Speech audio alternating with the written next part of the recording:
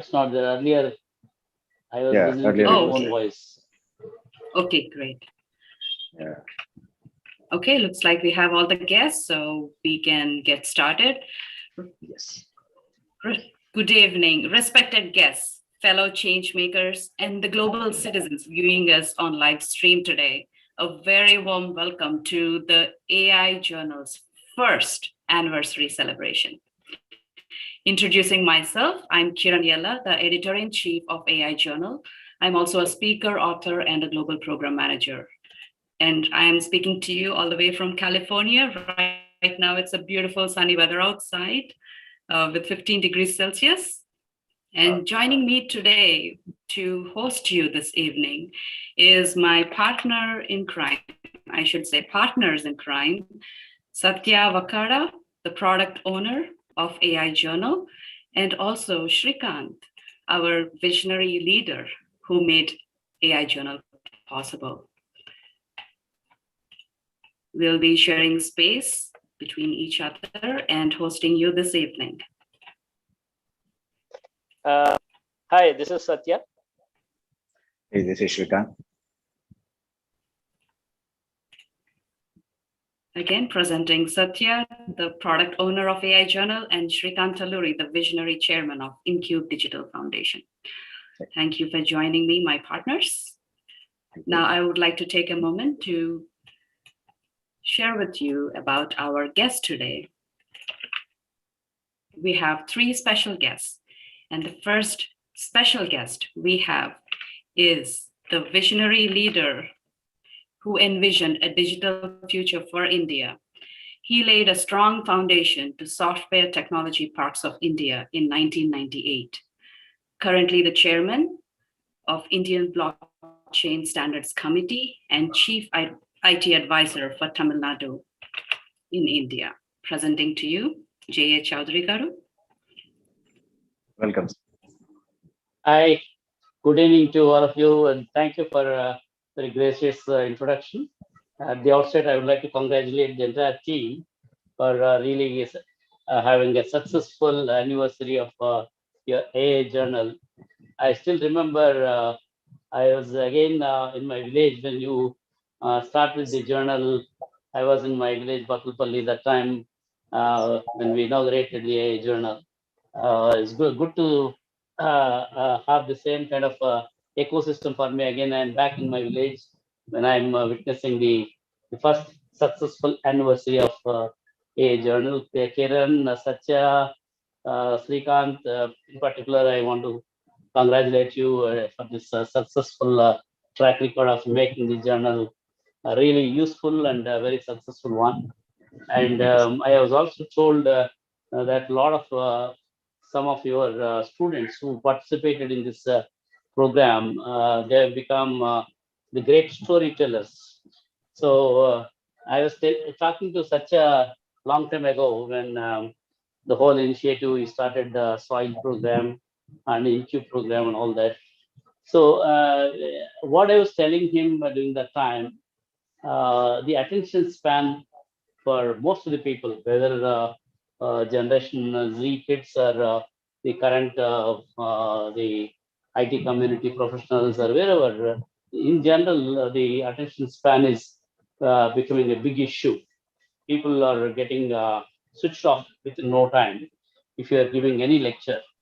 That's the reason why I mean many colleges, schools are facing lots of problems, because particularly in the online mode, they switch on their laptops or smart mobile phone, and they'll be playing with their brothers or sisters, not hearing to the conversation, what's all happening from the school, the academic counselors or teachers. So because they're not really interested in any boring, not necessarily it has to be boring. That's how the whole scenario. So I told Srikant, unless you go in a gamified way or storytelling way. These are the two things which I mentioned to him. Don't publish articles, pages of pages, and particularly in my case, if somebody sends me a long message, I generally don't read. If somebody reads and give me essence of it, maybe I'll look at it. So maybe I'm like that, but looks like many people are getting into that kind of a mode because nobody has got time to, particularly this digital social media. In fact, my kids always they keep on telling, particularly my older daughter Anju, Dad, you are not following your own rules. You are forwarding this message, that message, and all kinds of videos. This thing, people are getting bored. So that's the problem today. I myself, I don't see very long message or a long video, and I myself keep on pushing that kind of a content, which I was not supposed to do, but the whole world is doing that. So, what is the best way? How do we really catch the attention of the kids, particularly kids have got a lot of energy today.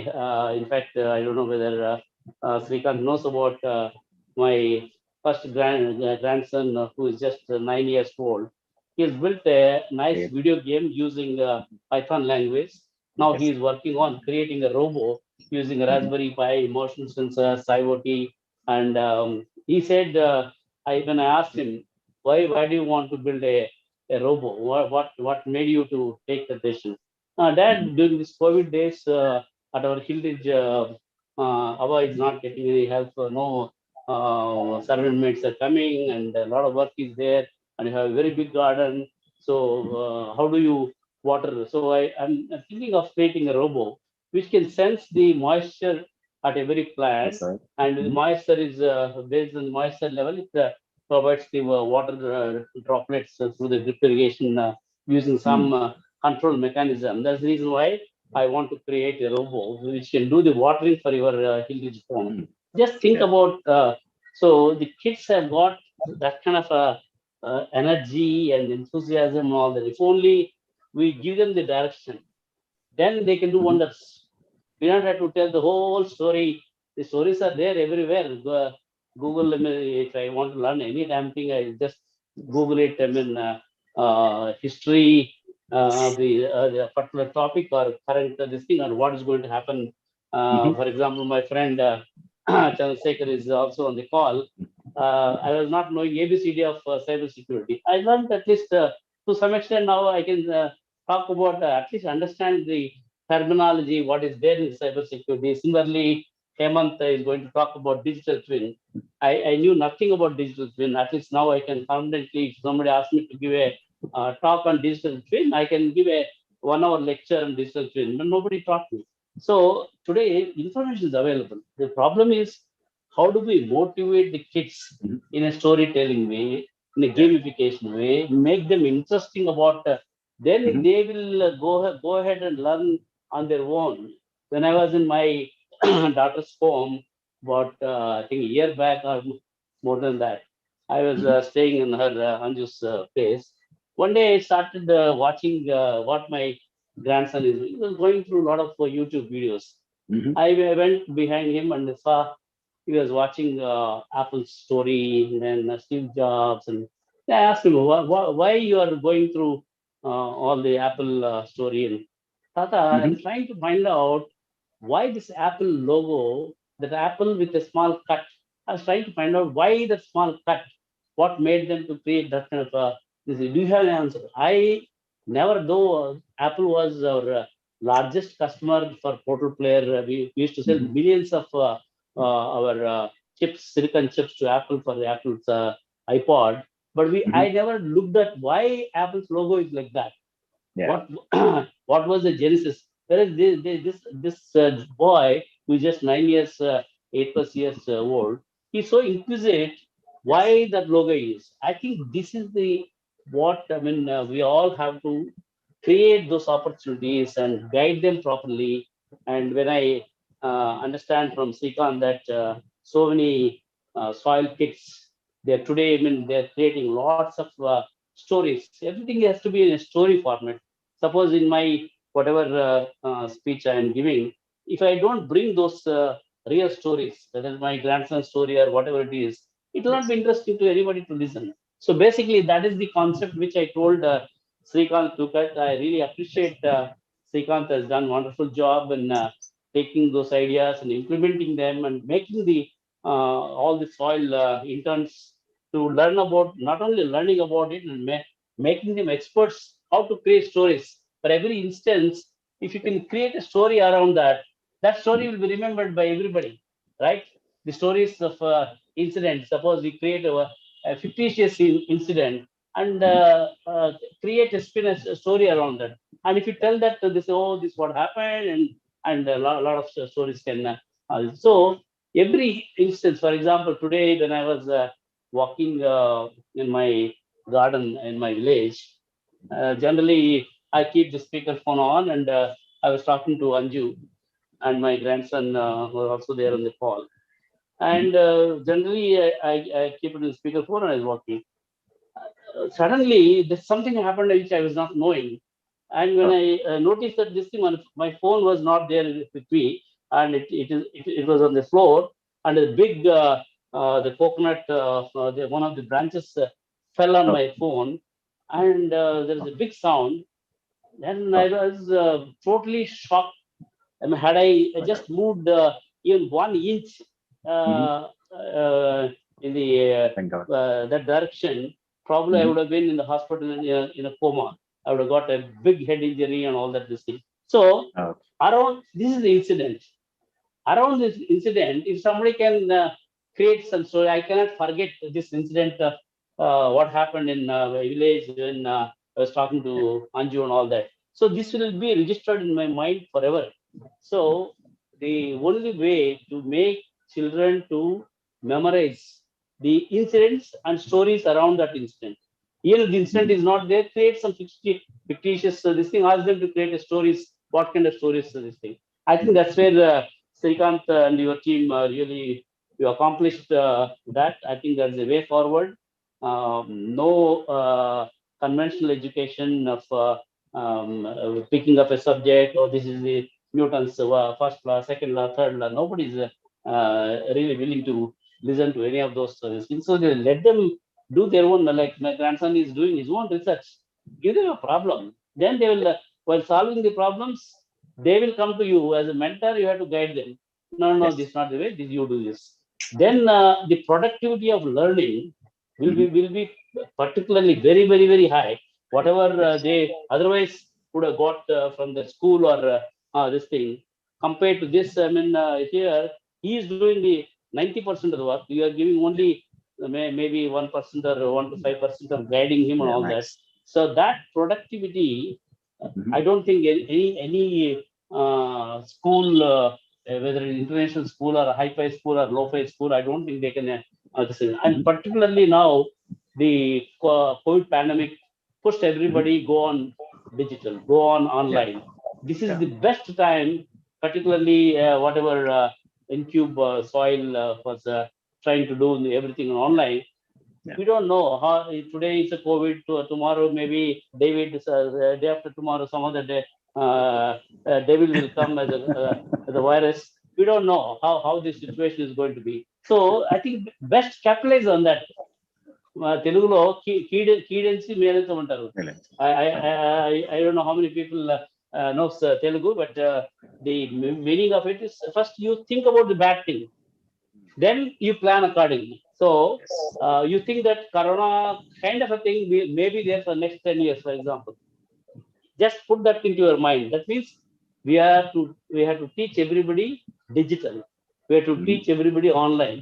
So then how do we make it productive? How do we make them really like can we create a virtual playing for them? Like whenever I Mhm. go to my daughter's home, my grandsons will ask me to play hide and seek game. Then I have to count 1 to 20. Then they'll go and hide somewhere. Then I have to go Mhm. and search for them, and they enjoy. I will also enjoy. So Yeah. can we create in a digital environment, in an online environment, some of this kind of games where you Mhm. are drawing the attention of the kids and also making them really enthused. So while they are playing that virtual game, now today Mhm. AR VR technology is really gone.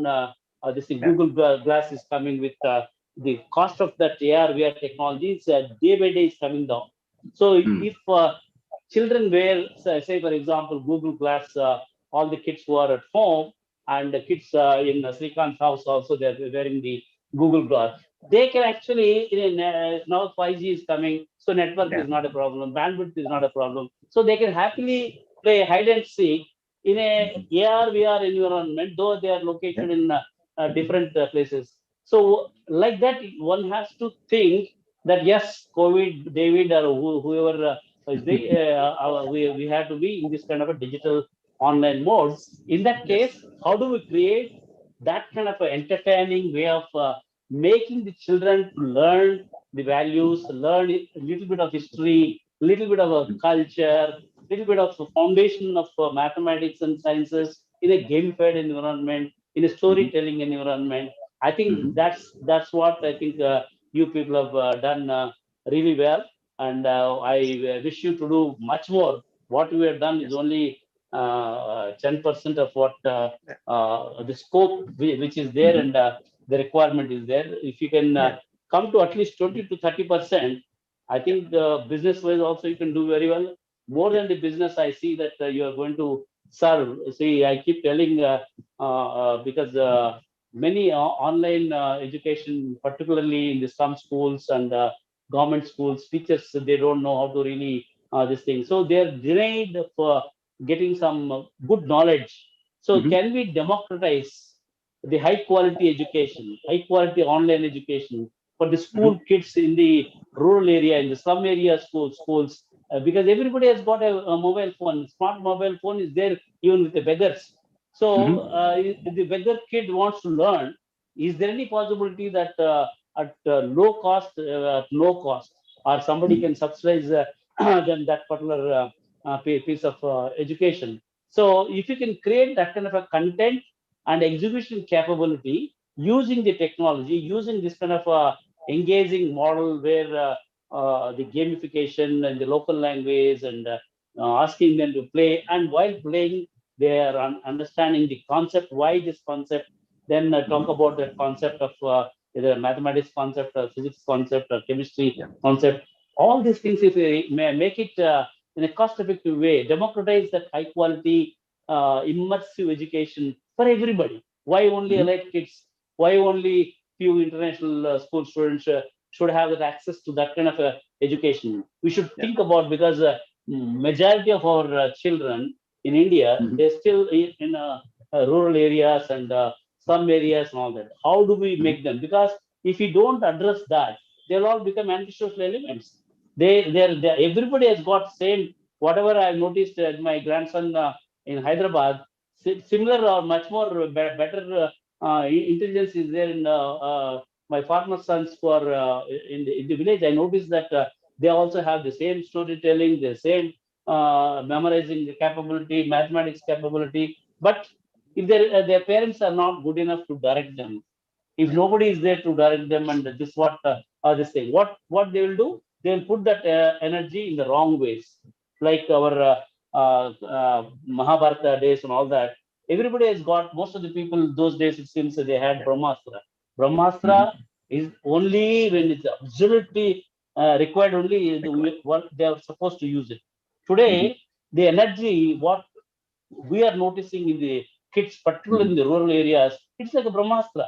If the Brahmastra, if you ask them to use it properly, if they don't use it properly, you just imagine what the Brahmastra in the kids is going to destroy the nation. That's right. If Yes. every kid using that energy, using that enthusiasm, if they learn wrong things in the social media, if they go visit wrong websites and wrong values, finish.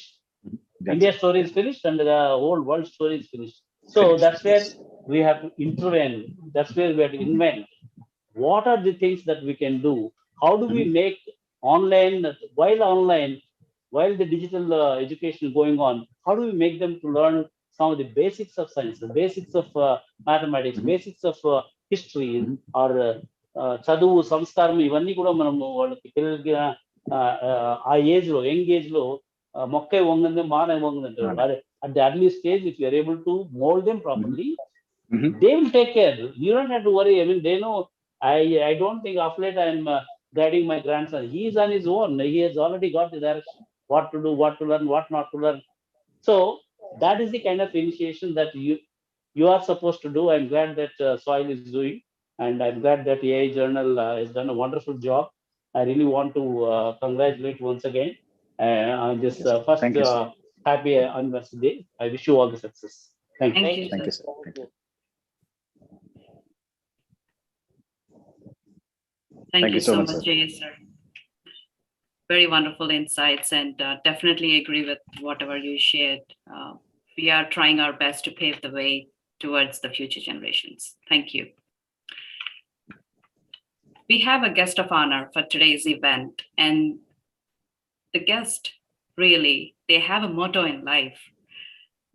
And the motto that he lives by is live to experience and strive to learn. A deep tech entrepreneur, a digital twin technology enabler, and currently working as the Chief Technology Officer at 3RDI Hyderabad, and also previously served as Chief Product Officer at XYZ Innovations in Chennai. Presenting to you the guest of honor, Mr. Hemant Karlapati. Thank you, Kiran, for the generous introduction. Well, to add a little bit to that, right? So I have overall about 13 years of experience in software development, and I'm currently, as you said, working as a CTO at Third Eye. So for the last 3 years, I've been working on solving or looking at the problems in the construction industry and how we can probably use the latest advancements in AI to solve those problems. So if I have to talk a little bit about AI in construction and the problems that we're trying to solve, the first challenge that we see is basically the digitization of the construction industry, right? Of all the industries out there, it's the least digitized, it's the least organized, and a lot of if you look at the big enterprises, a lot of activities happen in a pretty unorganized and kind of an ad hoc fashion. So we started off with this challenge first because if at all we have to actually go to the next level and maybe sort of derive insights and actually help the humans or the people managing these construction sites in a better manner, we need to be able to actually get hold of the data first. Yeah. So when we look at that, we actually came up with the concept of a digital twin for construction sites, where we do different kinds of scans and maybe retrieve or stream the sensory data coming in live from the site and actually have a digital replica of your construction site, and then run your models, the machine learning models that you built to sort of give some meaningful insights and sort of predictions in how the whole thing is going. So that's, I think, the first challenge. And we have different kind of capture mechanisms, capture tools that we have built. And keeping that aside now, because we're talking about AI, now assuming that the data is already there, when it comes to the problems that we are looking at, it could be used in different ways, right? Different stages or different kinds of problems that we usually see at the construction site. So one, design and planning. When we look at all the numerous data sets, previous data sets with schedules and schedule adherences and sort of resource planning, we could actually employ machine learning to sort of flag the issues or detect issues with any given proposal or a plan, and also even go a step further and propose the kind of optimizations that have to be done, or maybe give different kind of options for the planning engineers to choose from. So that's the first problem where it could be of significant use, which we have identified. Although we have not cracked this yet, that is something that we intend to include as part of our vision. Now, the next part of the things, the area is the project management, which is where we are trying to utilize the digital twin, which I just mentioned, and sort of enable auto detection of progress and intelligently validate the actual progress with the plan and also, you could automatically flag deviations from the plan, not just from the schedule standpoint, but also from the structural standpoint. Like you have a 3D plan on one hand, and you have that 3D actual that is coming in from the digital twin on the other hand, and you could actually flag minute deviations that happen at an earliest level or earlier stage, which could actually save a lot of cost to the construction company when detected earlier. And there are other things, safety and quality. Safety still remains a top concern among all the construction companies, as they have a potential to sort of cause a huge amount of brand damage if at all some untoward incident has to happen. So that's why I think it's still a top priority for all the top enterprises in construction. And using computer vision techniques, AI can detect safety violations, and you can flag them in real time through your video surveillance, and you could have an alerting kind of a system where you alert the supervisor and the concerned authorities so before anything could actually happen. So that's also one of the module that we are focusing on right now. And apart from this, right, there's one last thing which still has a huge scope, although it's something that we have to prioritize, is on the resource utilization front. So when I say resource, with respect to construction, it could be your materials, or the manpower, or the equipment, right? Project managers, this is all structured data that's coming in. Humans beyond certain point cannot actually detect patterns, and before it's too late, they fail to actually detect that there's something amiss. That's where your ML models can actually have or detect the utilization of proper resources, and actually do a few things, such as you could employ face recognition techniques, and utilize sensory data that's coming from the construction site to map workers to progress, and you could also ensure the conformance to safety rules. So again, it's not just with the manpower. You could also optimize the utilization of materials and equipment. So I mean, these are some of the things that we've been looking at for the last 2 to 3 years, and we are not there yet. It's still quite challenging. We see there are accuracy issues, the performance issues of the models, and we're trying to make sure that we get more data points so that we can actually have some good variance in our models. So we're working through all these issues, but I just wanted to just highlight that AI is basically just changing the way we look at things, and it's being it's been changing every industry, including the construction. Right now, we've seen competitors coming up with a similar kind of a product, and more focusing on safety and quality. But we're also looking at other kind of problems. So keeping that aside, I just wanted to share my thoughts, which I went through when I was switching my main focus area to AI. Right, it's because I don't have a lot of experience in AI. I just started recently when we took up this project, but I really, I really enjoyed doing it. I really like the learning part of it. So I had few thoughts which crossed my mind at that time. So I just wanted to share it with this group as well, right? With respect to AI. So I use AI, ML interchangeably, but today as it stands, I think ML or machine learning is the most prevalent form of AI that we see in the entire landscape. So most of the AI that we use today is based on supervised learning, right? Supervised learning is based on your labeled data sets. But the problem is, if you look at a simple problem such as detecting a coffee mug or something, right? You actually, to build a decent model that gives some decent prediction, you need a lot of images that you need to feed in as a training set, and maybe thousands, north of 40,000-50,000, right? But if you just ask a child, you just show him few coffee mugs, then the child is easily able to predict or at least detect a coffee mug, right? Without actually having to feed in so many images. It's still inefficient in many ways.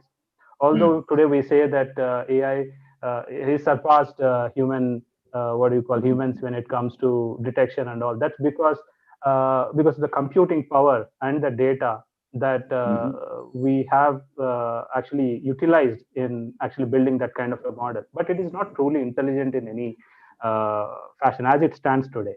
So that's where I just wanted to, I felt that there is a lot of scope. It's still in a nascent stage. Although we see it, a lot of people are using AI.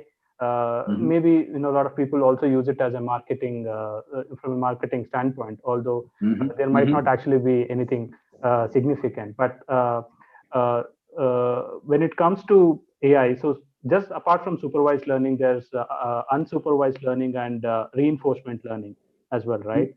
Like I want to take an example which I felt. Right, when you leave a child in a jungle, of course, I hope that doesn't happen. But if the child manages to survive beyond certain point, that means he's basically learning all by himself the tricks that are needed to survive. That's unsupervised learning. There's no labeling that's happening. There's no one explaining or teaching the child to survive. That is a combination of unsupervised learning and reinforcement learning. So we're still scratching the surface when it comes to unsupervised learning, that is unlabeled training based on unlabeled data. So our dependency on data and computing power means that only big enterprises can harness the power of today's AI models or techniques, right? That's a huge limitation. And through ML innovations have actually slowed down. That's because we see a lot of frameworks being coming up by the big companies, and people are more into understanding the framework and then just following a script to derive some kind of a model. So there is something called a transfer learning that's happening largely today, right? We take an existing model, maybe just change the last one or two layers and customize it for your need. But it's not true innovation. It's basically just taking up something that's already built and fitting it for your need. But when there is still so much scope for improvement, which is obvious from the examples that I said, right? It seems obvious to me, but yeah, it's obviously difficult as well. That's why I think it's probably not happening at a pace that I would have wished for. And that's where I wish to actually pursue my sort of future. And I wish the youngsters and the future engineers also think in terms of doing ML research rather than just being an ML engineer. So there might not be actually so much dependency on the data and the computing power needed if we actually truly come up with the real or the right kind of a technique for a given problem statement. And coming to soil, I mean, when Srikanth explained to me the concept of soil campus, I was connected to instantly, right? Because I could correlate to it. I badly wish now that I had something like this when I went to college. And for youngsters out there who are curious and want to make inroads into ML, my advice is to get to the basics.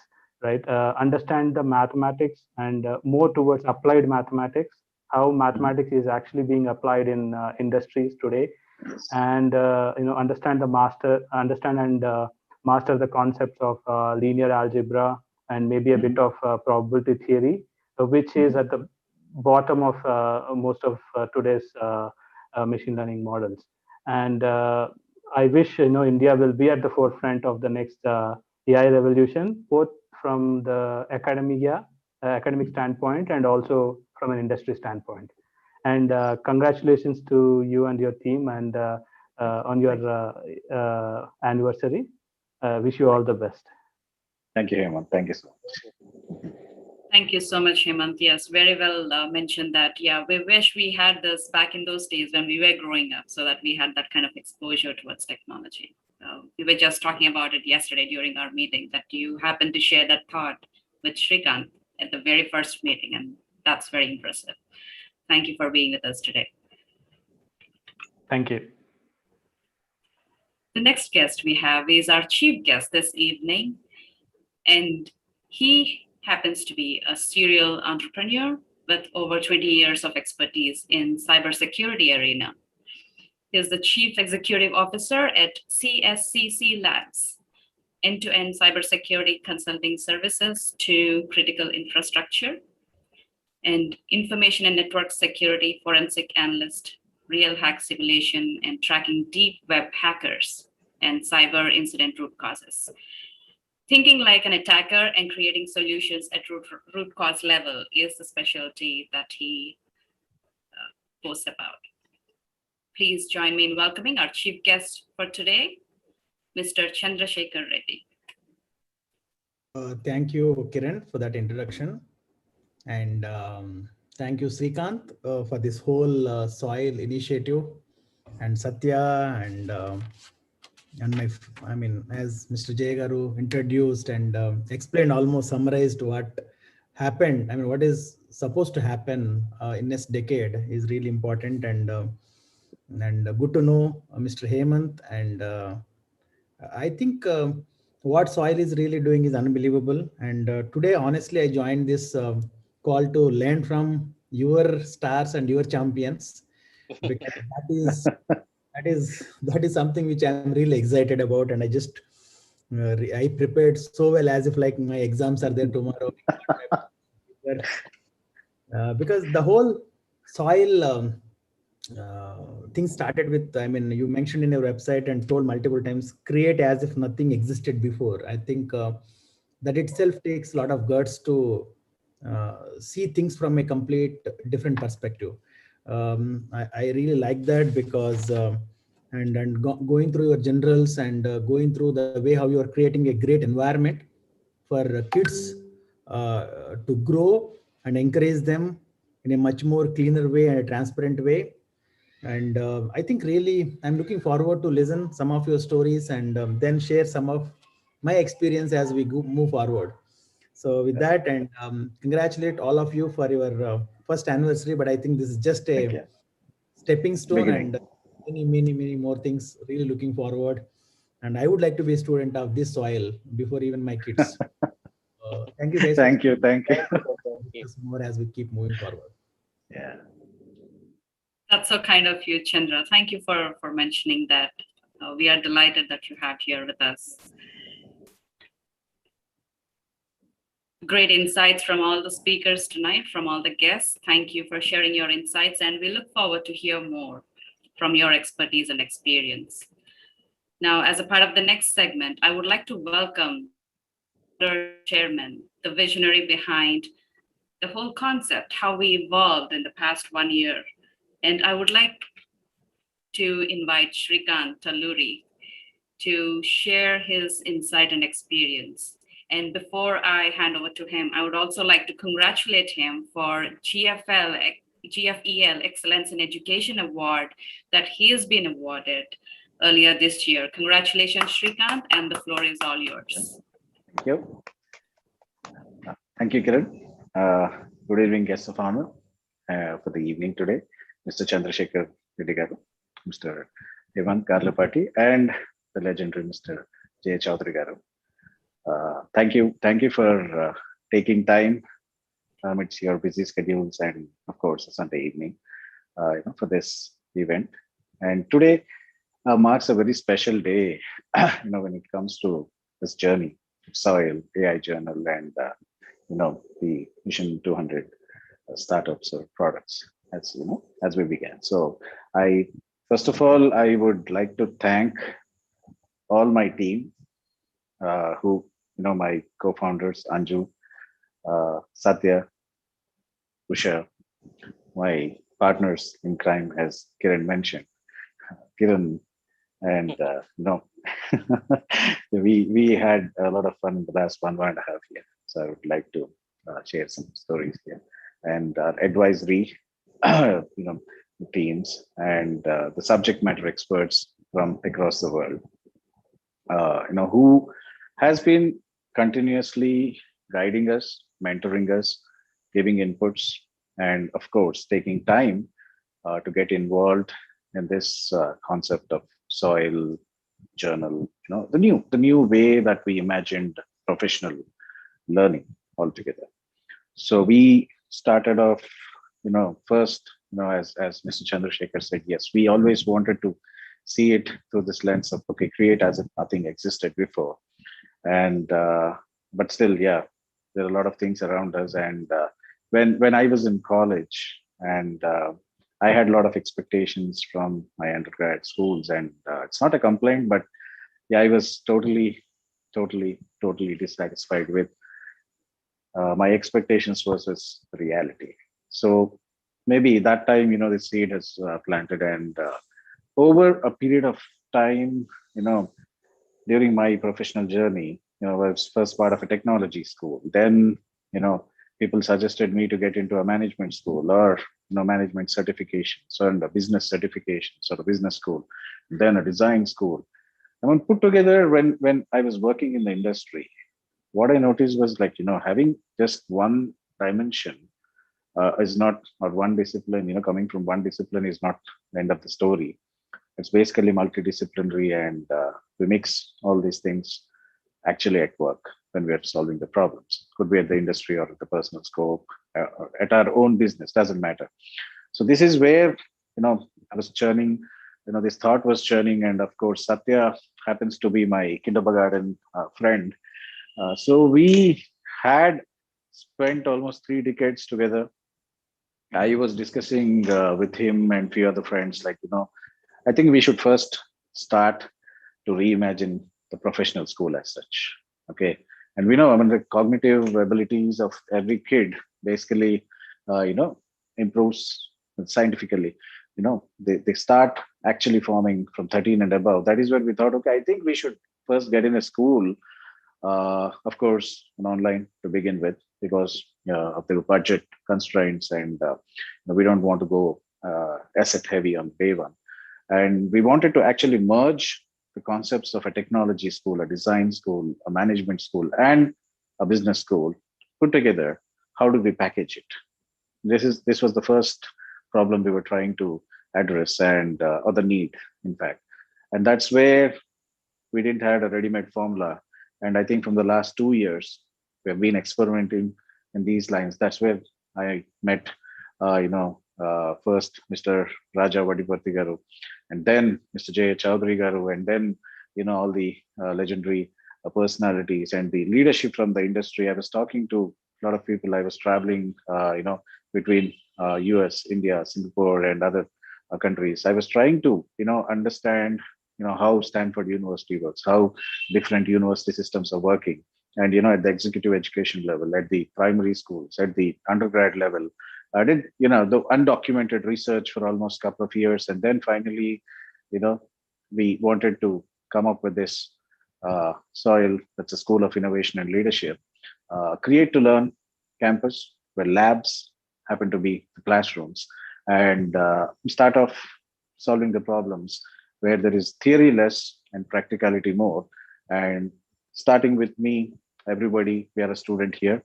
And, with the mindset with what Mr. Chandrasekhar Reddy was, sharing, the technology, the problems are always, existing, from last few centuries to the next few centuries. There is no end to the problems, requirements, needs, and all. And technology, in whatever format, right, it continuously evolves. And we use these as the building blocks to solve the problems. So it's a never-ending story. It's a cyclic process, right?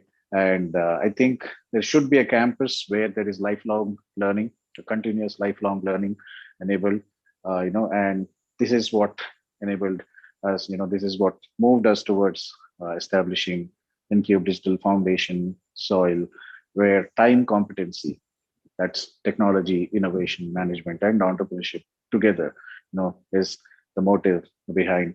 And this can translate to personal lives, personal problem solving, industrial, government, anywhere on the planet, or even beyond the planet. So this is where we started off. And today it's about AI Journal, the story of AI Journal. And when we first started off InCube, basically we wanted to start off with a publishing house rather than a school first. And why? I think Satya, the person who has been with me long and has been sharing all my craziness for almost 2-3 decades, is the best person who can probably throw some light over there. So over to you, Satya. Oh, thank you, Srikar. And it's a pleasure and a privilege to be actually to actually celebrate our first year of Journey AI Journal anniversary with the esteemed guests. Thank you all for attending the session and sharing the moment with us. So yeah, here we are. We are at the milestone, the first milestone, the anniversary that we are celebrating today, and a glimpse of what we have achieved. We have like 26 articles, of which 20 are from Gen Zs, the high schoolers, college goers, undergrads, and the 6 of pro articles, which are professional articles written by already existing professionals. So and we have a Gen Z team as well. In the year, as the year prolonged, we had the team increasing. Few of them were part of the team for a few months, and then they had to get back to their own education and everything. We are talking about Gen Zs. Everybody is engaged in their school life and everything that's happening around. COVID being a major effect that's affected everybody's life. So yeah, the Gen Z team. We have an editorial team. 3 members in that. We had a video editor who worked on the templates, creating designs for the testimonials, for the video sessions that we had. We had a comic corner and a meme corner. A couple of them working and creating those innovative and funny memes and comic corners for us, and also a graphic designer. We had many infographics, the images that you see, the colorful images, visually enthralling ones, created by them for us to have it created and make it more appealing. And yeah, over the year we had more than 40 plus interns, storytellers who have wanted to intern with us and then come up with stories, lots of submissions, out of which 26 or around 20. We have still a few in the bucket yet to be curated and published.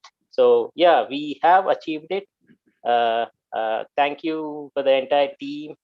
I would say without them, it's not possible, and definitely not without the young storytellers. So from here on, I just want to go and tell a story of the journey, that how AI journal was conceived. The inception to where we starting from inception to how we have come up with the first edition, and then now we are celebrating the first anniversary. So Kiran and Srikanth, if you have any memories or anything in between you want to share along the journey, feel free to add them. Okay, so to start off, I think it was in 10th Jan, to be more specific. That's when we had the meeting with the brainstorming event. But even prior to that, I think a week before that, Srikanth has come to me and he said, okay, how about coming up with a publishing house that's not created by the professional authors, but by the high schoolers? And I was like, what? I mean, are you kidding? Or, I was confused, and I was like, what is happening? Why does he want to take such a huge risk? Or, so I was blank, and I was like, okay, I was hearing. And he said, we'll have AI as the main concept. We'll have 80% of the content created by Gen Zs. We'll have their stories written here. And at that time, I was still not aware of the concept of storytelling. I was looking at it from the perspective of an article. How you find articles online, right? The research papers, the review papers, and the perspective ones, the comparison ones. So I was like quite confused, and I was still getting. I think that's the time I was getting acquainted to storytelling, and so I was like, okay, keen to understand. He says stories, what storytelling is, and everything. So this was the 1 week prior to the meeting that we had on 10th Jan. And I said, okay, I'll wait for the meeting. Let me sit through it, and then we'll see what I hear during that meeting. And he has invited a couple of others. One is Yatindra Shanmugh. He is a generic pharmaceutical researcher by nature, and he works in Reddy Labs, and he is an AI enthusiast. We had DVS Karthik, the other person, and he was a researcher interested in doing a lot of research. He has written a few IEEE papers. He is also an AI enthusiast into machine learning and all that. And for me, AI is something that's alien to me because I like AI. I would say I like AI. I fascinate AI, but then when I look at it from my perspective, I'll be like, okay, this is something that I might not want to explore or touch into. That's what was my perception to start off. And then during the meeting, they shared stories of how it's impacting everything, even in the medical field and in other areas and domains. And I was like, okay, good. But then the thing that still was on the back of my mind is how will Gen Zs or the youngsters write something, and who would want to read that? Do we have? Yeah, I still remember, Satya, you walked out of the room Yes, saying yes. like, when you've gone nuts, I think. Yeah. Yeah. Yeah. I still remember. Yeah. I think I would say, maybe it's because of the bond we had for the 3 decades and, friendship and everything. Maybe that's the reason he went with me and said, okay, let's take it as a challenge. Let's see, give it a try. We still have to know the ins and outs of it. What is the concept? What requires a publishing house? So we made a list of, what kind of a medium, what would be the value that we want to present. We can't be the same thing that's already available. It has to be unique. Then, how much is the budget? We have to go lean, definitely. We can't just, have a very brand or, a luxurious go-to-market vehicle, right? So, and we haven't tested the waters yet. So I was like, okay. So let's start off. So we wrote a list of what is required. You could see a few pointers that I have listed there. And from there, we started brainstorming, and then we wrote the important things, the pros and cons, the likes and dislikes, what could be appealing, what drives the key source, in this case, who's the authors, and then the consumers, why would they want to consume something the author would write? So what would be the author write? So the concept, the story. So since how Srikanth is, right? He is adamant about Gen Z. So I said, okay, let's put it down, pin it up. So it's about Gen Zs, and we'll have a story written. So what kind of stories? They can't write technical stories. They can't review. I mean, I was thinking of those professional articles in mind, and there came a surprise there, where he said, why not try to understand their perspective of things, how they look around? No, because AI, if you see, AI is something that's like an undercurrent that's going into every field, every stream, every domain, every vertical. And that's something that is creeping up like, an undercurrent, and, you can't, it's undeniable fact, and it's inevitable. Because everything is automated and human intervention being reduced, right? Every process being rethought, redesigned, everything going back to the drawing boards and being built new to make it more customer user experienced, make it more appealing, and everything is becoming digital. So it's a SaaS or an experience as a service product, or a software as a service product, subscription based. So you have to be a customer oriented, not just customer oriented, but have to give him an appealing and interesting and intriguing and comfortable, right? Yeah. So we were like, okay, they would need something. They would need to understand what's happening, how the average customer is using, and our Gen Zs are our future enablers. They are the enablers now. They'll be the power consumers maybe a few years later. So we were like, okay, good. So the industry would definitely need a little perspective of what the young minds are thinking, not just somebody who's right now. Right. Here, I want to add one point which even Jay sir was mentioning today. So, you remember we were discussing this point, like they're already power consumers, knowingly or unknowingly. First thing. Could be on the entertainment front, and now edtech is taking shape, and AI is getting in a lot into educational space. This, during the pandemic and later on, but earlier, entertainment, social media, and every kid starting 2-3 years, they have access to these, gadgets, mobile, handheld gadgets, internet-driven content, getting into, their life, starting with age 1, 2, 3. Even before getting to school, they're learning, stuff from the, the internet and YouTube and other sources. Primarily, yeah, YouTube. Even today, that's the one of the biggest, the streaming brand as such.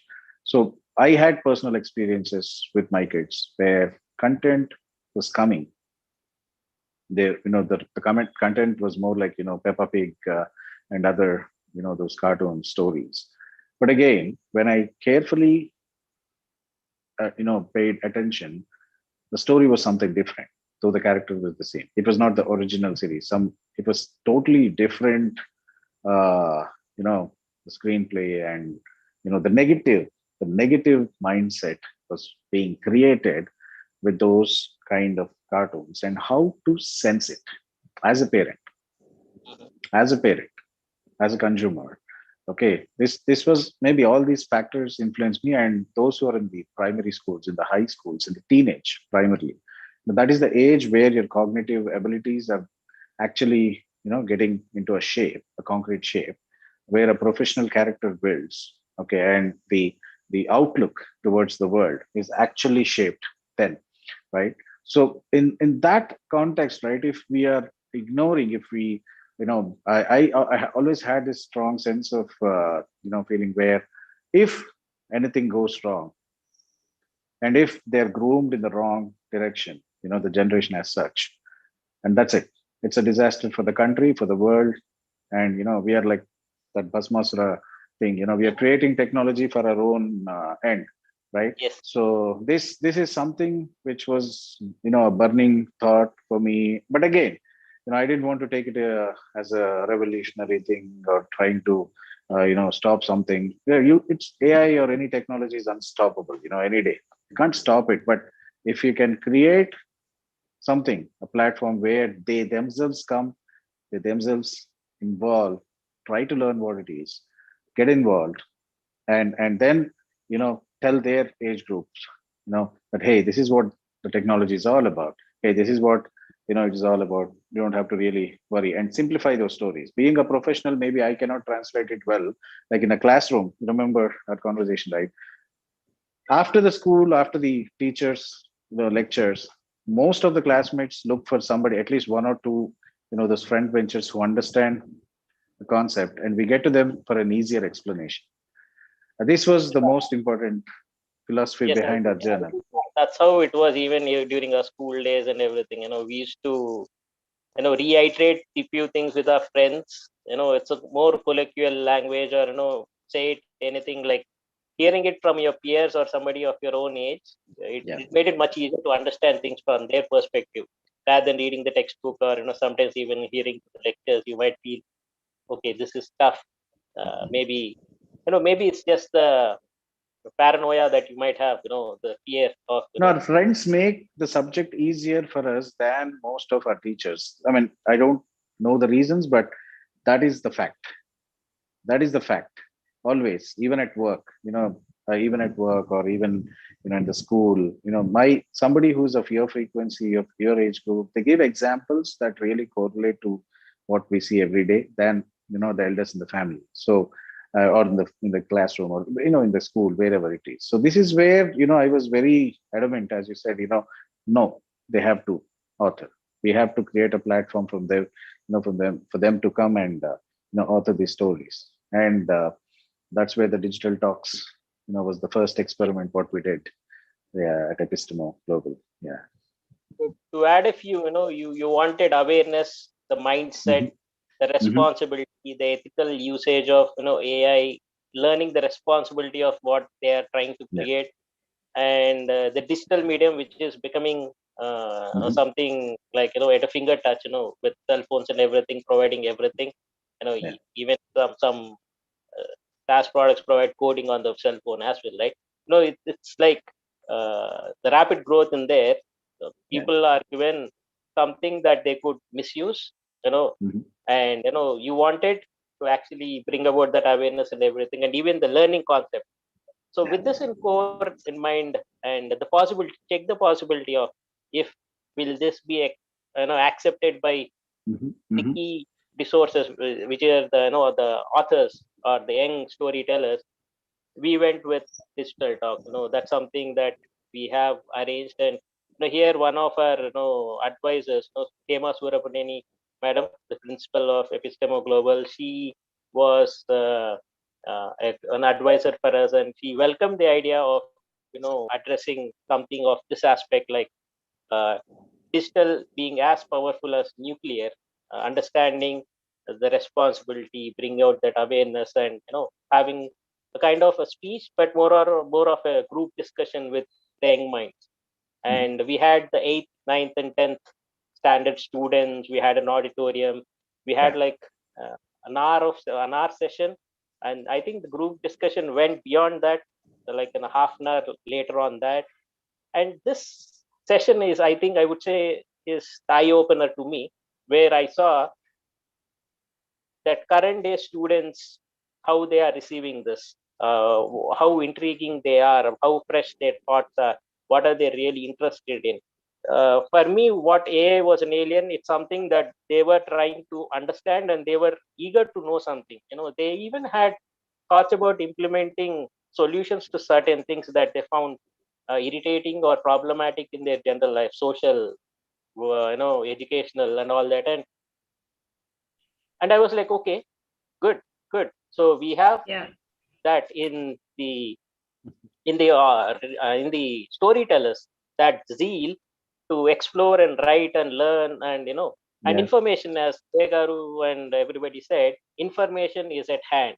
They had Mm. everything available to know, Yeah. but then they needed to research and put it across in a story, or do something, create something. And that's where, looking at those wonderful kids, and we said, okay, how about offering an internship to a couple of storytellers who would be interested? And then two of them have volunteered with us, Surya Mhm. Pranav and Satish Lokesh.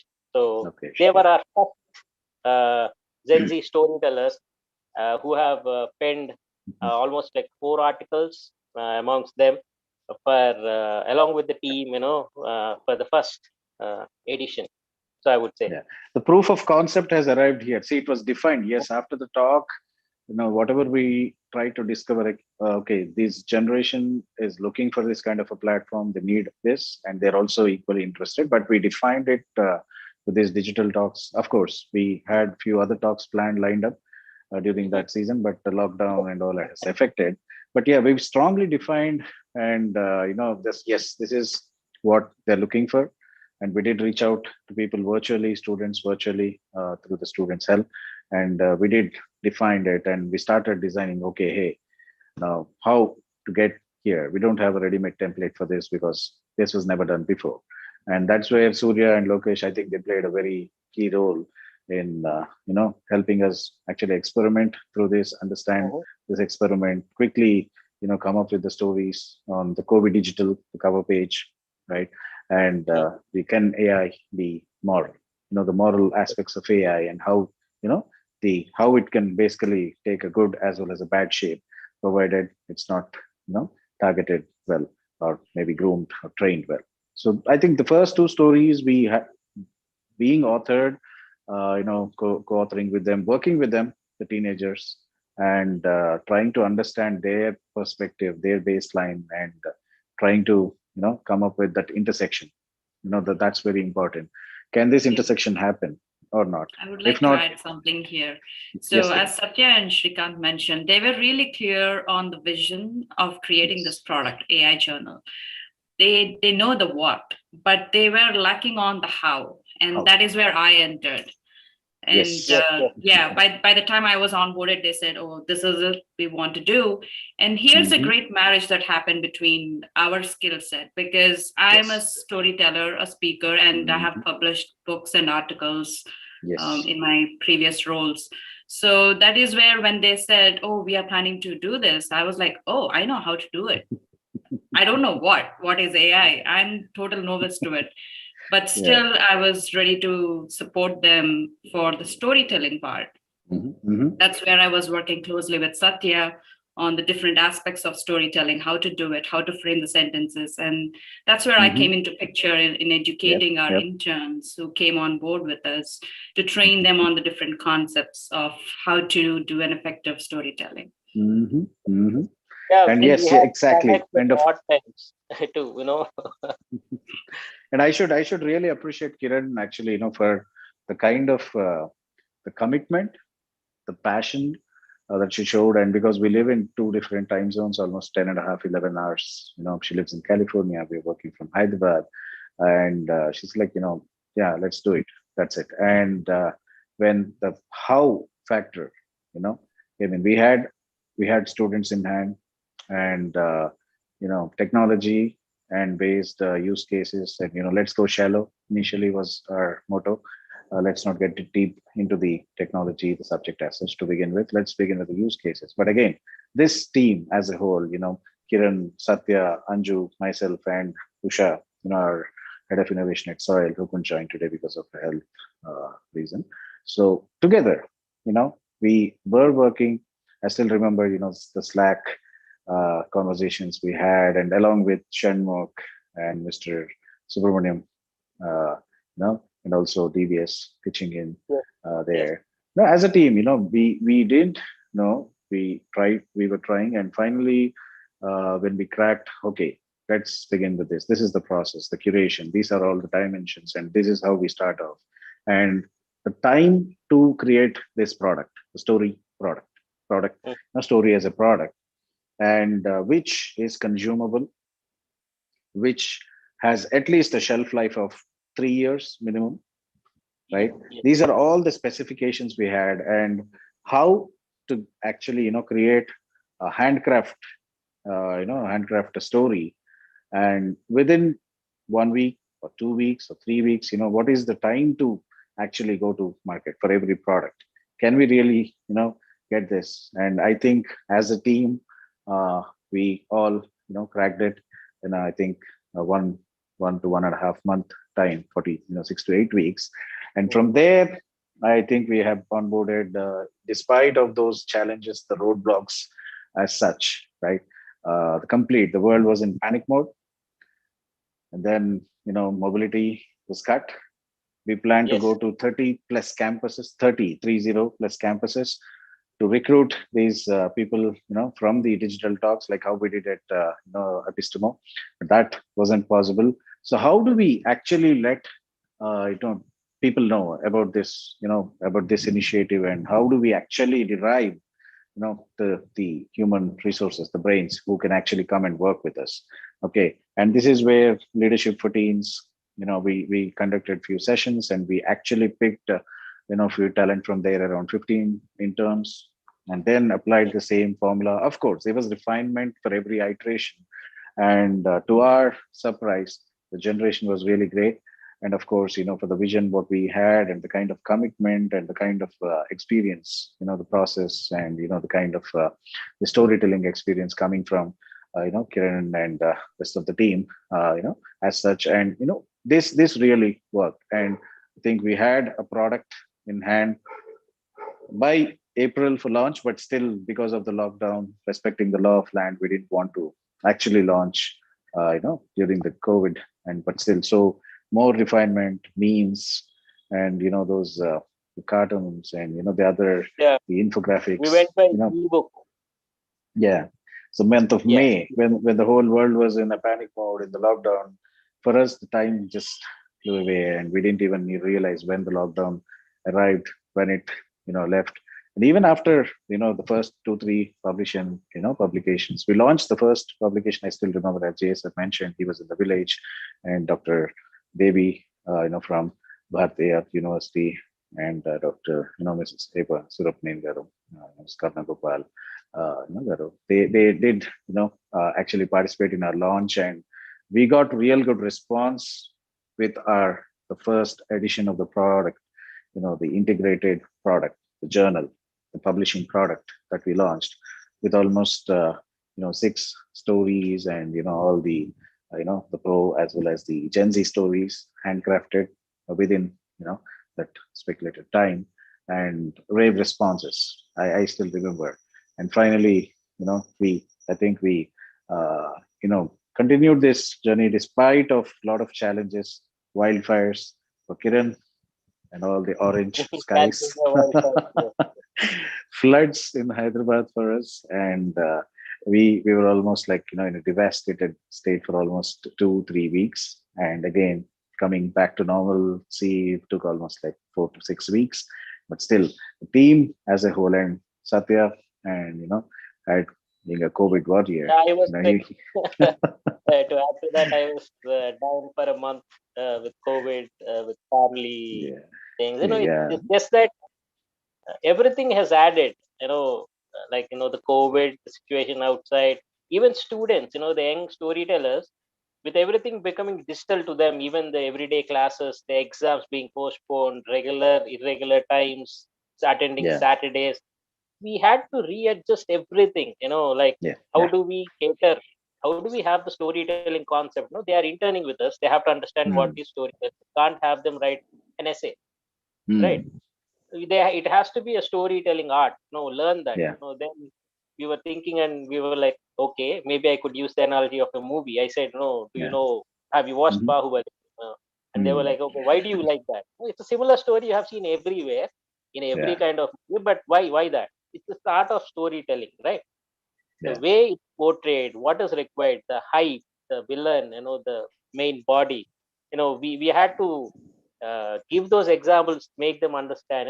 It's not that they have to learn yeah, to become a good speaker, and say, be it workplace, anywhere, to get by yeah, things, they have to know how to be good at yeah, storytelling. And to start off with, we said, okay, put it in words, mhm, and then slowly you will learn the quality of it. And adjusting to that, adjusting, mhm, you know I think we had few storytellers from Canada and US, right? mm, And from Singapore as well. The odd times, we used to connect like 5 p.m. for one person, one storyteller, mhm, 5:30 for another storyteller, maybe mhm, 7:30 for another storyteller.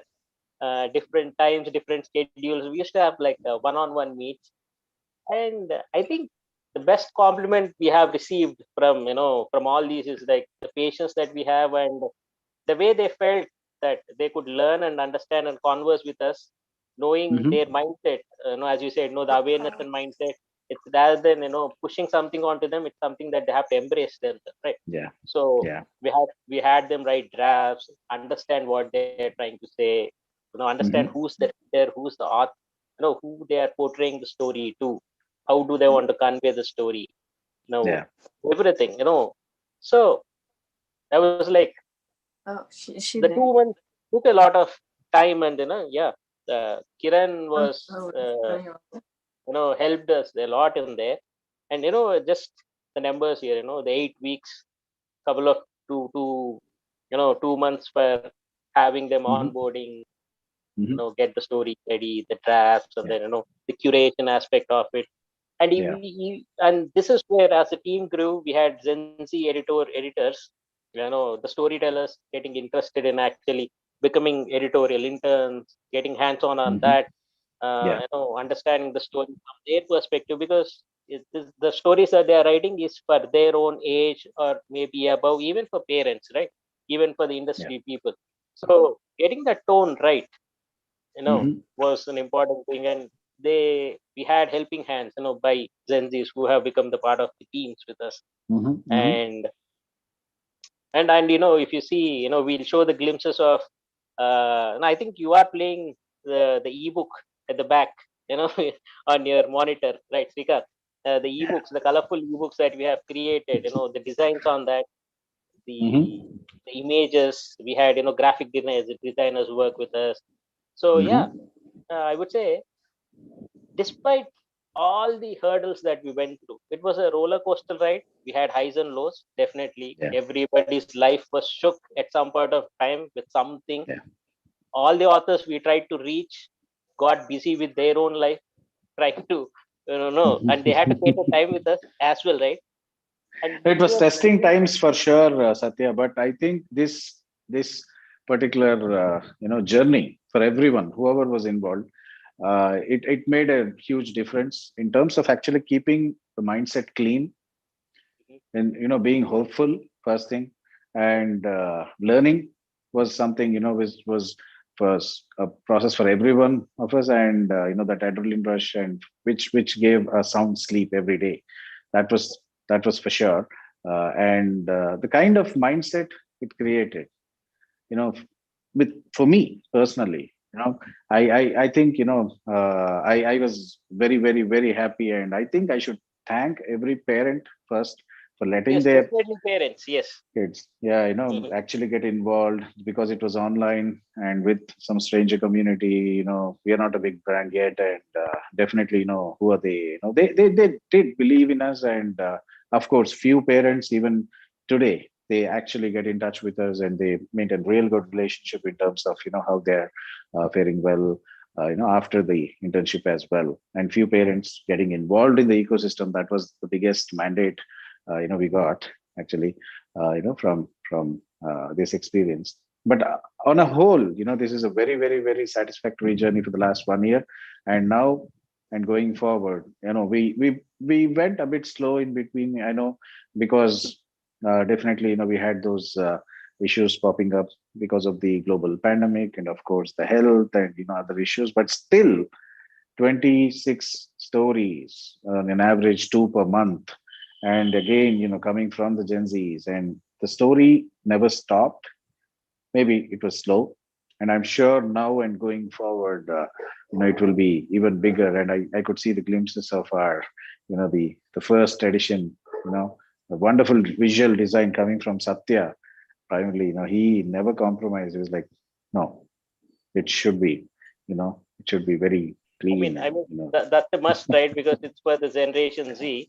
So I wouldn't want it to be like how old plain school books that they have been reading every day. So I wanted it to be yeah. color, definitely something they We would will get. bring back those editions again, Satya. Though we took, Yeah. because of the bandwidth issues and all, we did, stalled it for some time. But starting with our anniversary edition, which we are slating to release this end of this month, so we will get the PDF and the ebook format back for sure, because this is more engaging, and I still have those on my iPhone, and I just keep browsing whenever I want to just go and brush my basics. So this is the first edition, right, Satya? The one which we're looking at the screen.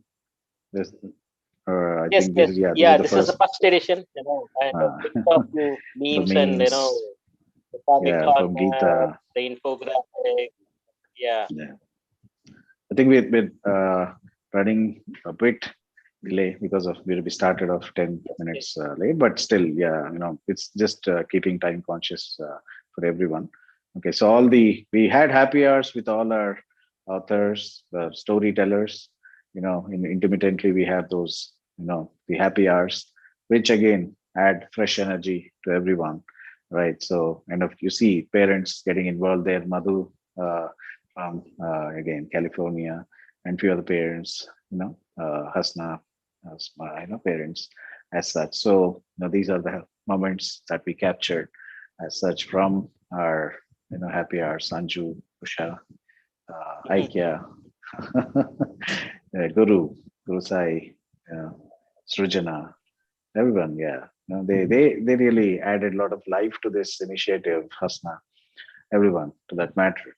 And Yes. this I think now, going forward, the 2.0 vision, successfully, yes, I think we achieved the 1.0 version of AI journal, from the concept to the reality, and the readership going almost for 83 countries.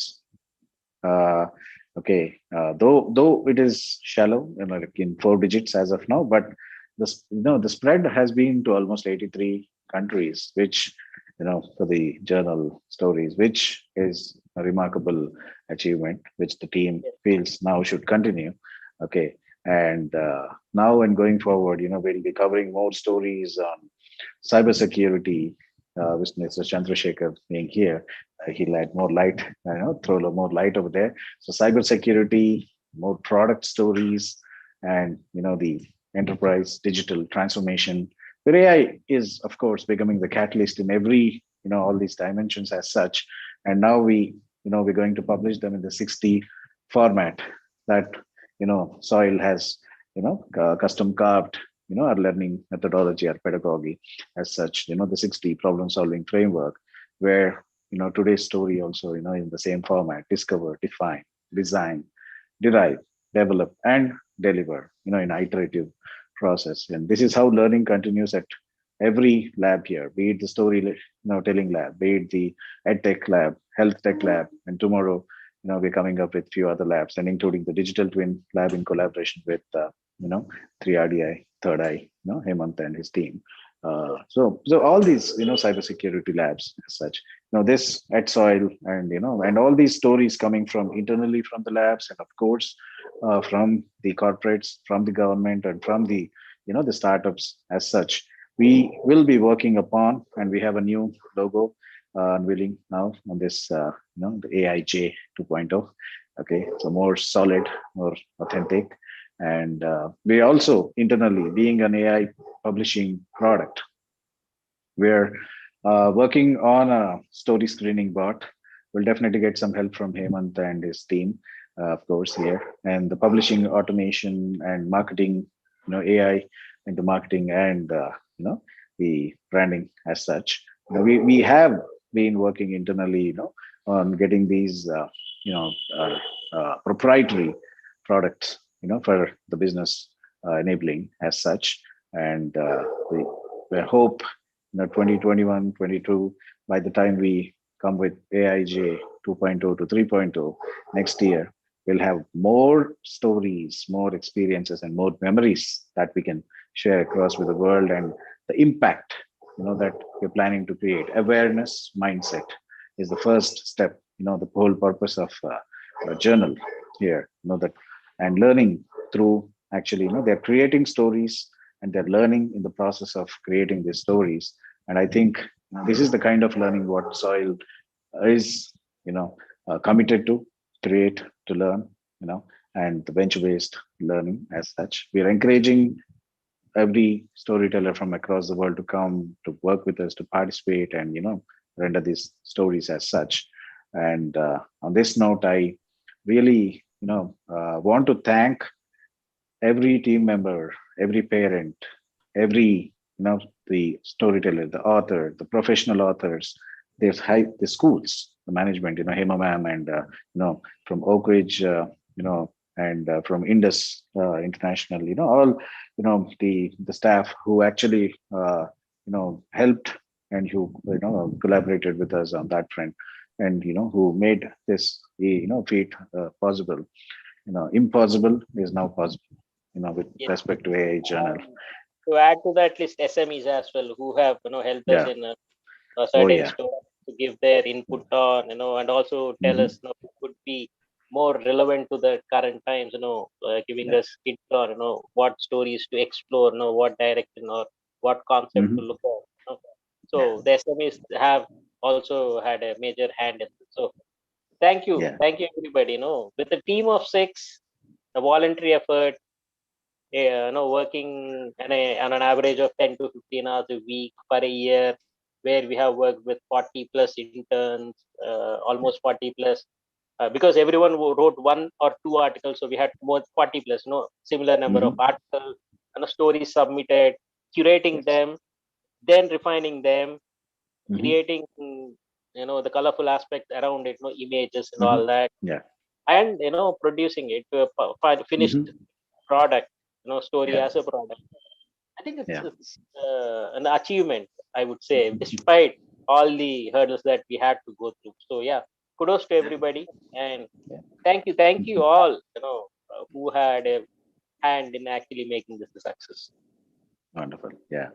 So with this, I think we'll get back to our guests, Sure. Over to you, Kiran. Thanks, Shrikant and Satya, for that wonderful roller coaster ride down the memory lane. I really started thinking about our first meeting that we had. Thanks for sharing that insight. Now, we have seen some great nuggets of wisdom and listened to them from J.A. Garu. And now I would like to actually invite Chandrasekhar Reddy Garu to share more insights on what, according to you, or how do you think AI could be coupled with cybersecurity to make it a power combo, as per you? Yeah, thanks, Kiran. And in fact, I'm just enjoying how you guys are sharing your story. It's like childhood stories, right? After Yes.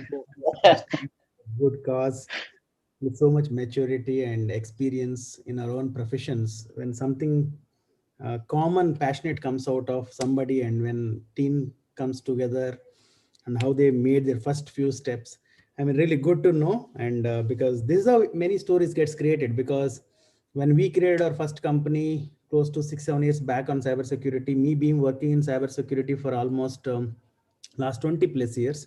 In fact, I got first interested in cybersecurity when I was in my college days in BITS Pilani in 2001.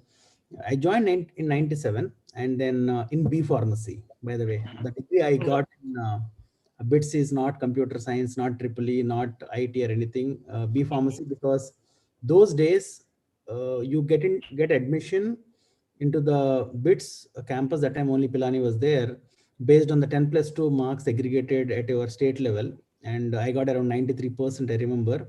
And the only degree, I mean, the only thing I can get into BITS is only if I can take B Pharmacy, nothing else, because B Pharmacy is almost like last but one or maybe last three out of so many, I mean, courses they offer. But the plan is I wanted to be with my friends. I went there. In the first year itself, I started developing an interest towards computers, because when I was in 10+2, I used to write a lot of C++ coding and C coding, not C++, majorly and C, in building some kind of programs to one of the person those days who used to give, I mean, very famous guy, if x power y equal to z, if that is a formula, if you give any two of those x power y equal to z, maybe let us say if you give x and z, he gives y, and if you give x and y, he gives z. You get the point. So for him, he wanted more and more use cases, more things to be there so that somebody can test it, because those days we do not have these powerful computing systems. Our calculators were very small. We never had all mobile phones and all those things. 95, 97, I was talking when I was in intermediate. So I started writing this program using arrays and all those things, so that it just takes inputs as x and y and then gives z, and at least I have the number, so that whatever he's telling is good.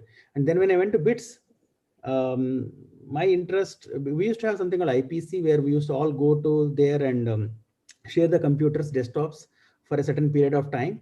And that time I used to think, how can I get more? I mean, somehow we wanted to get more time in front of the computers. We wanted to understand, and also obviously being in Indians, and most of the people wanted to know what is happening in other people's life rather than their own life. So we wanted to know what is those people getting mails. We used to have the email addresses.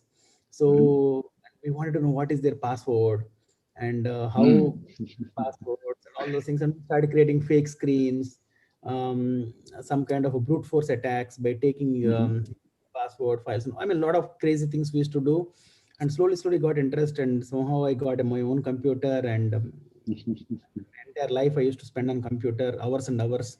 Then actually in second year, we hacked entire BITS Pilani network and gave a report to our dean. And dean said that this is good enough for you to get out of my college. But I said, sir, at the last 2 pages, I also gave how to secure ourselves. The whole reason I'm giving this report is not to just to tell you how bad we are, but also how we can be secure.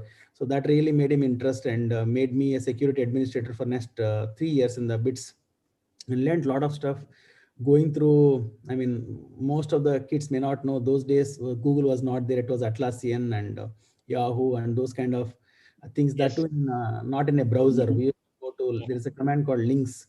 We have to open that and use search and all those things. And lot of things. And the whole thing is that time actually knowledge is all about, I mean, information is a knowledge. But today the whole thing is got reversed. I mean, Yes. the information is just at your tips. I mean, just type it before you type. Actually, I mean, my wife is telling today we were talking about something, and I just opened my YouTube, and those things were there. The first few suggestions, because there were continuously devices are listening to your conversations and keeping your stuff ready using all these artificial intelligence and machine learning, whatnot, data Yeah. science, because the technology wanted to make your life easy, but at the same time it should not make your life so easy that you become dumb. And Yes. so a small thin line between there, how we break it and really use whatever the power available. I mean, I remember Hemant was talking about a lot of cloud vendors started giving the AI, I mean, machine learning APIs. So you don't have to really do anything. If you just understand your use case properly, you know, these are the data sets you wanted to do some kind of analytics to get information, and this is how you want it, and they just give it. Just use it. You don't have to code it in Python or anything like that. You just use it, because the amount of computing required in the backend is really heavy and it's very costly. You don't have to Yes. and also setup cost is too heavy. Putting the databases and normalizing the data, indexing the data and relationships and all those things. It's a huge time waste for somebody to do something. That's why cloud vendors like Amazon, Azure, and whatnot, Oracle, all these people are coming up with a much more sophisticated way of giving their cloud infrastructure as a service. So Yes. now cybersecurity obviously is one of a very important area, like many other things. I mean, obviously Hemant was talking about a very important area of construction, how to add more USPs in that whole solution which they're developing. I just gone through their website. It is really interesting, in fact, how it can reduce a lot of blind spots and cost effectiveness and more quality and more proactive approach of the old mistakes what we've been doing or what people has done, how that data can be actually be useful for upcoming projects at a much earlier stages, because some problems you can't solve it later stages. Plumbing issues, electrical issues, security issues, you can't change the architecture of the building after it is done. It is already done, right? So they can take a lot of information and really understand the problems happened, the incidents happened, or the discomforts people gone through it, and find out what we can change within the limits, and come up with a much better solution without too much of cost impact and things like that. So same thing we do in cybersecurity. Cybersecurity is all about somebody is trying to hack your servers, data, personal information. End of the day, the whole game is all about money.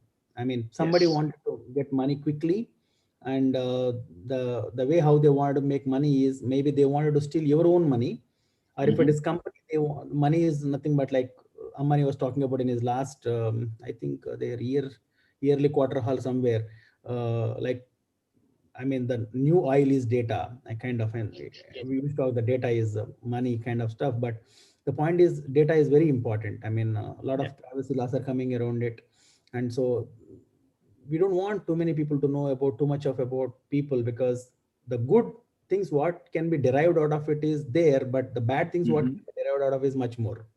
Yes. I mean, I still remember, I used to work with, policing department for many, many years when I was in Bangalore for 7 years. A lot of information what people publish in Facebook, LinkedIn, and many other social websites, typically we used by a lot of the scammers and the people are the grudge. Somewhere they had some enemy somewhere, and they really go to a level where they try to take some sensitive data and actually start threatening their parents and their people, family, asking for a ransomware. I mean, maybe bitcoins and all those things. And we had a really huge incidents there. I mean, so in cybersecurity, it's all how we use AML is actually, it's just actually it is there for a very long time. In fact, it is just a derived name based on how we wanted to put some new fresh names out of it. Actually, artificial intelligence. And then, I mean, Hemant was talking about machine learning is actually the active usage of, because artificial intelligence is a much more bigger circle. In that, machine learning is there. In that, data sciences and data analytics and whatnot. So many small things are there. So in a simple thing, it's all about using your pre-existing data Mhm. And also continuous feeds of your existing real-time data, and come out with some meaningful outcomes so that you don't have to repeat that exercise again and again. I mean, Mm. it's as simple as that. I mean, it can be used in everywhere in your day-to-day things like health, and it may be useful in your transportation and healthcare and pharmacy and whatnot. I Yeah. mean, people uses this thing in vaccine creation Yeah. and I mean, whatnot. I mean, it is there Mhm. everywhere. So Yeah. AI is a part of everybody's life. In fact, our own brains uses AI. I mean, when a Mhm. situation comes, an incident comes, how we think, how we react, what Yeah. decision we need to take, what decision we took and what happened, good, bad happened or not, what words we need to use when talk to this person, that person. I mean, it is a continuous things which is happening in our Process. mind. That's what we Yeah. are using it. Right?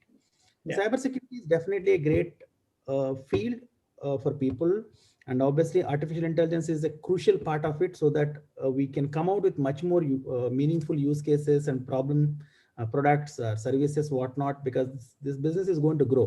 Yeah. Because you need now, because of COVID, we saw the importance of entire internet and internet related services. The entire education Yes. is online. If imagine if there is no internet and phone, what might have been Yeah. happened to all of us in last just 2 years? We might have Yeah. gone crazy, right? I Oh mean, yeah. The stand. so we might have, I mean, so internet usage is going up. Services are all, I mean, if you look at by sitting here without going out, we got almost all our things through these Flipkart or Amazon or food Yeah. apps. Like, I mean, there's Swiggy, Zomato, whatnot, entire internet. So Yeah.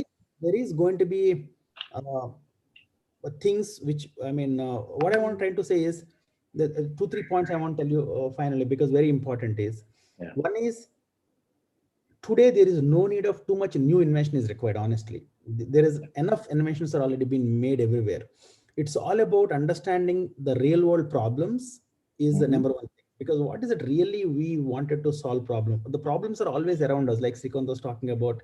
The problems are there, just if you just see it, you see a problem there. Problem may be an inconvenience, maybe high cost, maybe service related things, maybe Yes. community, and they're everywhere, and we don't have to think that, oh, it's already I mean, somebody's thinking about it, because there are a lot of people thinks about the same problem continuously at the same point. But the point is, who comes with a great innovative solution which is simplified enough, which anybody can use it, and how everybody can use it at a Yes. cost wise and quality wise, continuous improvement, and which is Mhm. continuously adaptable to the new changes which are happening. And also they're taking the feedback of the people who are using it, and Yes. there are multiple things around it. So okay, the problem, what I'm trying to say is, the problem, seeing the problems and then converting that into a business case is a very important thing, and I think that's what Yes. I'm seeing in Soil is trying to do it. The whole Yeah. storytelling is all about is, if you can tell a story, means what? You understood something, you visualize something, you understood something, and you wrote something, and you are able to talk about it. It means your entire senses are working, and also you're thinking about how other people receives it. Exactly. That is the problem, right? I mean, Mhm. you visualize a problem, you feel a problem, you put down Mhm. a solution, you discuss with people, and they created a great environment. Because I always believe in doing great things as a team rather than an individual, because uh, I think what you can do alone is so much. What you can do it as together, when I say it's Yeah. more than two people, is unbelievable. Like in your case, Yes. there are 6 people you are talking about, like Anjugar Mhm. is there, and Usha, Srikant, Satya, Kiran. I mean, when you all get into a conference and talk about something, I mean, the whole energy levels goes up differently, and Yes. things are much different. I mean, when you try to do the same thing individually, I don't think even 10% No. or 5% can happen. Even it can happen, it just happens in a very different mood Yeah. altogether. That is So true. the second important problem is, once you understand a problem, once you do this thing, environment is important. Why soil? I really like it. It's all about bringing an Mhm. environment with more people. And in fact, he was talking about creating a physical school around mega cities over the period, once they find investors and as things goes up. I think I really in for it, because the current education system is not so great for sure about it, because it's been created especially for employment. I'm not denying it. We don't need employment, but it is created so long ago that it needs a, I mean, out of the same education system we're all following to be entrepreneurs or to be different and all those things. I think we should have a different type of system should be available after some basic schooling. I think that's exactly what you're trying to do at a very early stages, maybe 6th standard, 7th standard. And there's the right age where you pick up, they continue to do their stuff, and then you are picking up your own. You are just slowly providing that support and all those things. Parallelly, I think overall, I mean, there are a lot of things we can talk about it, but I'm really thrilled and excited to understand what is happening, and I can foresee what is going to come up for sure. My only suggestion and request is please don't give up because great things will take a long time. It's not easy, and sometimes things will happen even after we are not there. So as the cause is good, and the effect will automatically come out of it, and we are happy to be part of it. And I'm the good thing for me always through these kind of things is I get to know a lot of great people and new people, because the only way to learn more in this life is through other people's experiences. Exactly. There is nothing more better than that, and the other form of it is books, and your own experience is always going to be there, but many a times we don't know how to really learn from our own experiences. We continue to make newer mistakes, sometimes the life will go off.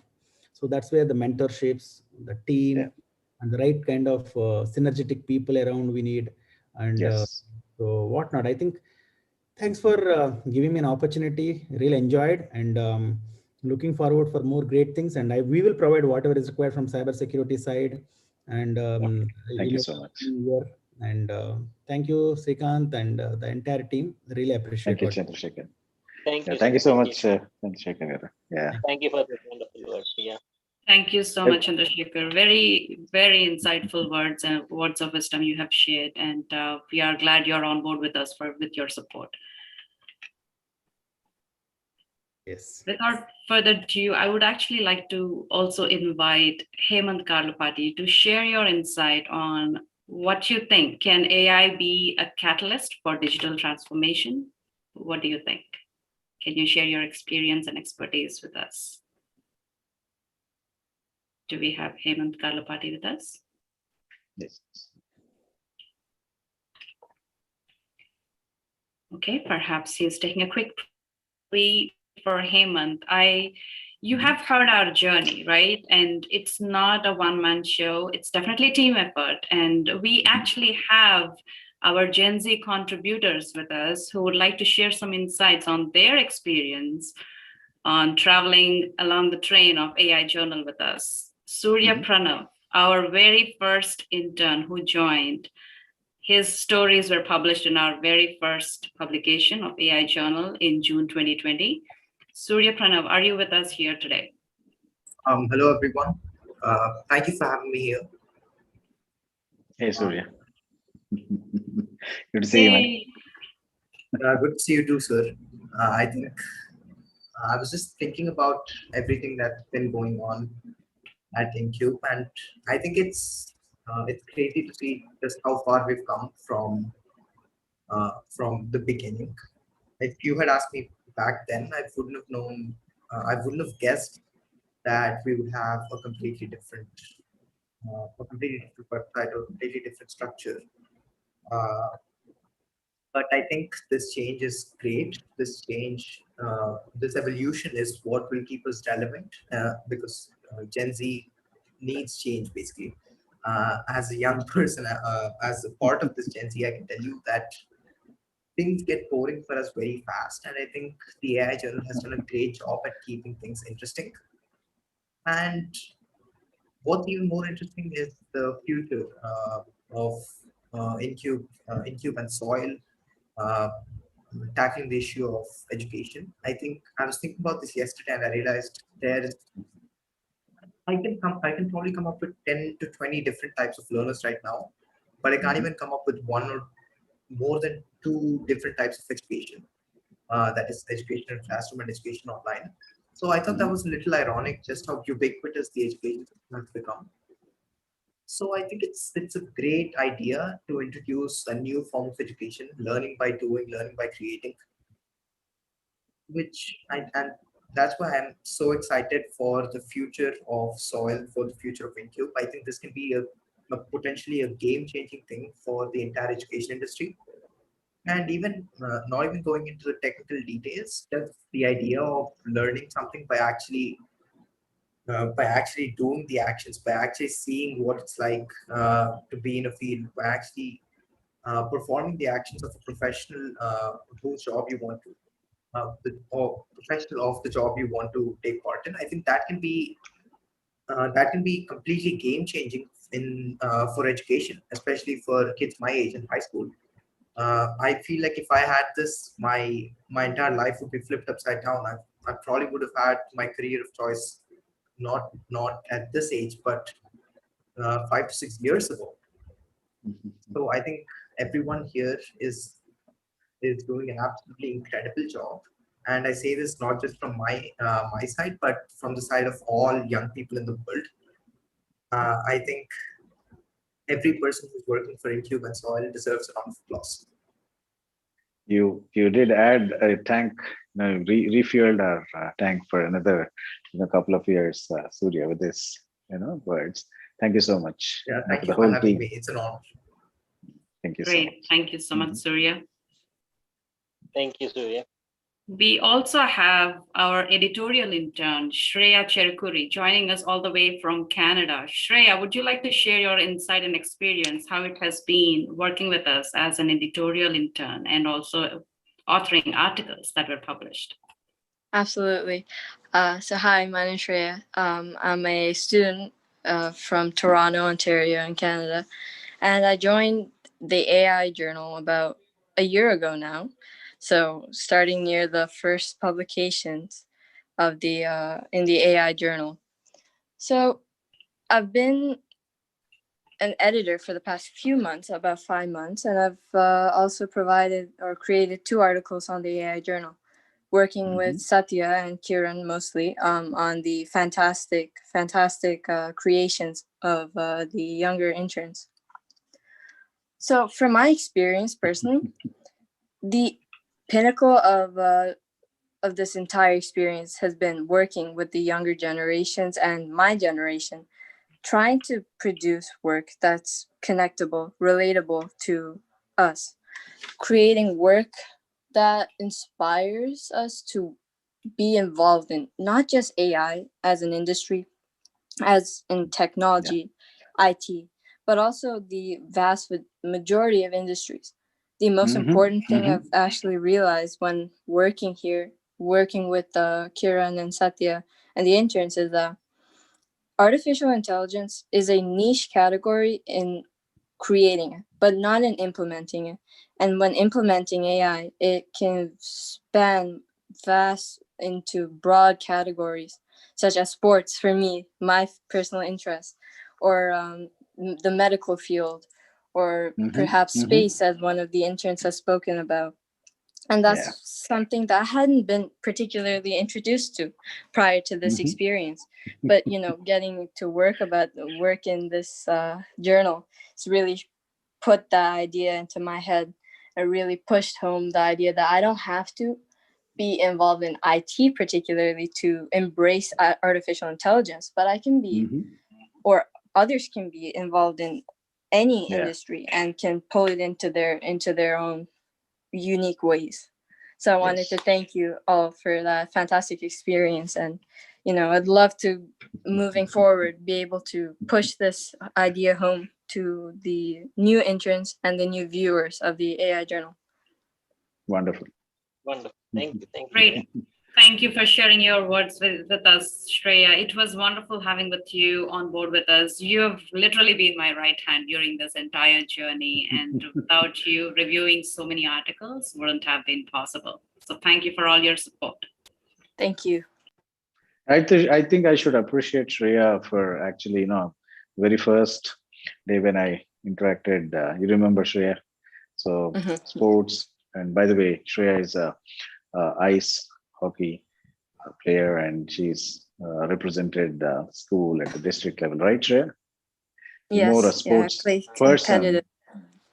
Yeah, and when pandemic broke out, lockdown, and you were restricted to get onto the ice hockey, the playground or the stadium.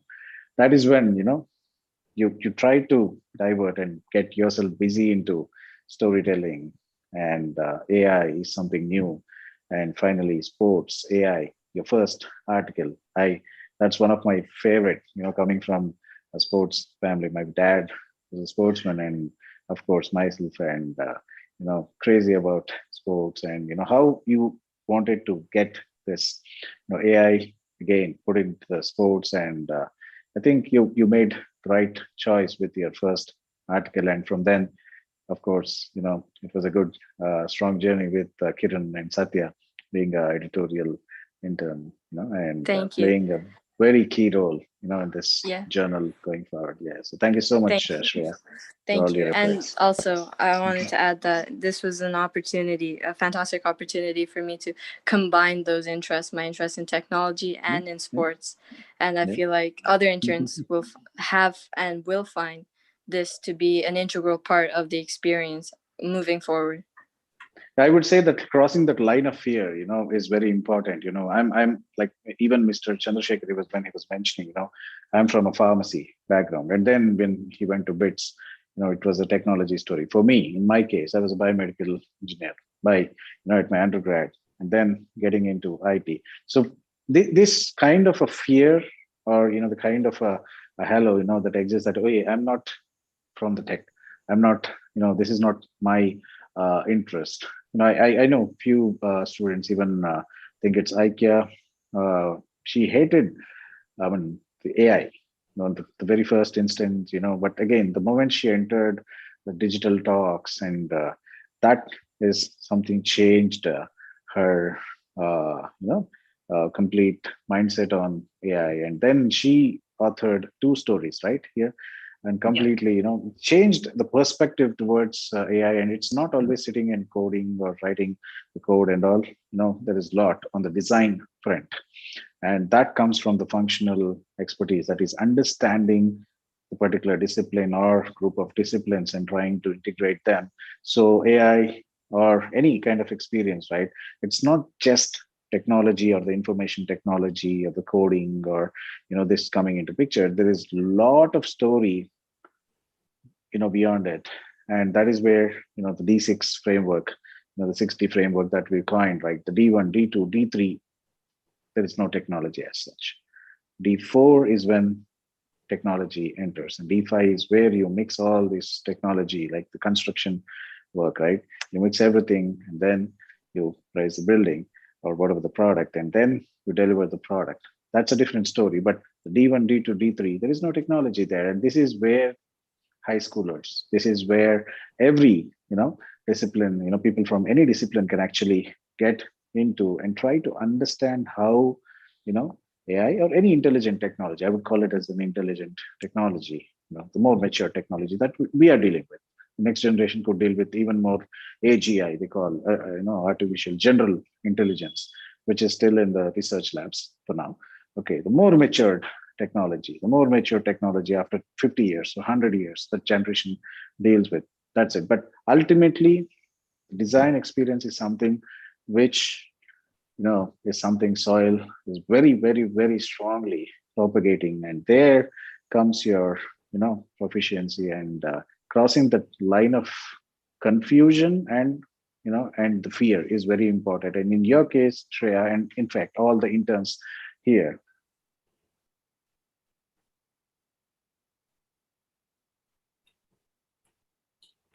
Looks like we have a technical issue here. Mhm. No worries. Thank you, Shrikant, for sharing your insight, and also for Surya Pranav and Shreya for sharing your experience. So here's a shout out to all the interns or future interns. If you are viewing us on live stream, and if you are aware, or if you know anyone who would be interested to get published in a journal like this, please do reach out to us.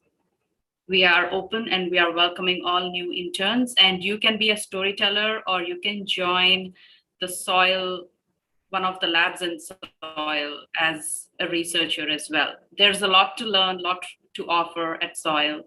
So please do reach out and get your hands dirty with technology or with storytelling. And we assure you it's going to be a very promising and enriching experience for you. So please do join us. Anything you would like to add there, Satya, about the different experience we offer for interns?